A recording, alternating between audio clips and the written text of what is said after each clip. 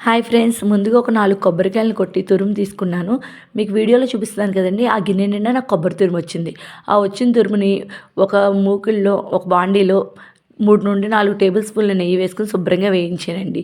వేయించిన తర్వాత నేను ఒక గిన్నె నిండా చూపించాను కదండీ కొబ్బరి తురుము. కాబట్టి ఆ గిన్నెలో సగానికి మాత్రమే తీసుకోవాలి బెల్లాన్ని. ఆ బెల్లం మొత్తం కూడా పొయ్యి మీద పెట్టి సిమ్‌లో మొత్తం లో ఫ్లేమ్‌లో పెట్టాలండి. లో ఫ్లేమ్‌లో పెట్టిన తర్వాత అది మొత్తం పాకం కింద మెల్ట్ అవ్వాలి మీకు వీడియోలో చూపించిన విధంగా. అలా మెల్ట్ అయిన తర్వాత మొత్తం కూడా ఏం చేయాలంటేనండి, అలా స్లోగానే సిమ్‌లోనే పెట్టి కదుపుతూ ఉండాలండి. చూసారా? దానికదే పాకం కింద అయిపోతుంది. మొత్తం మీకు వీడియోలో చూపించాం కదా! ఆ బెల్లం గడ్డలన్నీ కరిగిపోయి పాకం కింద వచ్చేయాలండి. ఆ పాకాన్ని మొత్తం స్ట్రెయినర్‌తో వడగట్టుకోవాలి. ఎందుకు స్ట్రెయినర్ అంటే ఆ బెల్లంలో ఏమన్నా సరే చిన్న చిన్న డస్ట్ పార్టికల్స్ ఏమన్నా ఉన్నా సరే మన రెసిపీలోకి రాకుండా. వడగట్టుకున్న తర్వాత మొత్తాన్ని మిశ్రమాన్ని ఇలా కలిపేసుకుని చక్కగా అసలు ఎక్కడ కూడా ఇది లేకుండా మొత్తం కలిపేసుకోవాలండి. పొడి లేకుండా. కలిపేసుకున్న తర్వాత కొబ్బరి మొత్తం ఆ బెల్లం పాకాన్ని అబ్జర్వ్ చేసుకున్న తర్వాత ఈ విధంగా అవుతుందండి. దీన్ని మొత్తం కూడా మనం లో ఫ్లేమ్‌లో పెట్టుకొని ఈ ప్రొసీజర్ మొత్తం కూడా లో ఫ్లేమ్‌లోనే చేయాలి. లో ఫ్లేమ్‌లో పెట్టుకుని స్లోగా తిప్పుతా ఉండాలండి. కొంచెం హై ఫ్లేమ్‌లో పెట్టినా సరే అది మొత్తం కూడా అడుగంటేస్తది.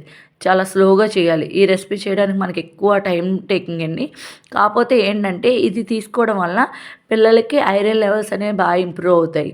మంతెన సత్యనారాయణ గారు వీళ్ళు చాలామంది చెప్తున్నారండి. రోజుకి కొబ్బరి, బెల్లం ఈ 2 తింటేనంట బ్లడ్ బాగా పడుతుంది. ఐరన్ లెవెల్స్ ఇంప్రూవ్ అవుతాయి గట్టా అంటున్నారు. జస్ట్ మన ఇంట్లో ఒక హాఫ్ అన్ అవర్ పని అనుకుంటే అంతే.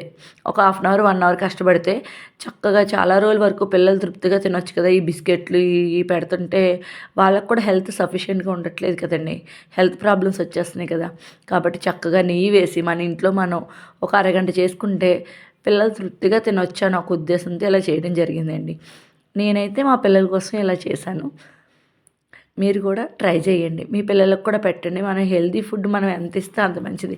ఎందుకంటే ఇప్పుడు వాళ్ళు తినే ఫుడ్ అంతా కూడా అన్‌హెల్తీయే కదండీ చాలా వరకు. మన ఇంట్లో మనకు సాధ్యమైనంత వరకు మన చేత్తో చేస్తే అదే నేను ఒక అరగంట కష్టపడితే నాకొచ్చిందండి ఇవి. ఇవన్నీ కూడా చక్కగా బాక్స్‌లో పెట్టి స్టోర్ చేసేసుకుంటున్నాను. చూడండి నా కష్టానికి ఇన్నొచ్చినాయనమాట. ఒక అరగంట కష్టపడినందుకు చక్కగా మా పిల్లలు ఒక నెల రోజుల పాటు తినేయొచ్చు ఇవి. రోజుకొకటి చొప్పున. అదండి. అయితే ఎంత కష్టపడి చేసింది ఈ హీరోల కోసమే కదా! ఇప్పుడు ఆళ్ళ టేస్ట్ అడుగుదాం ఎలాగుందో?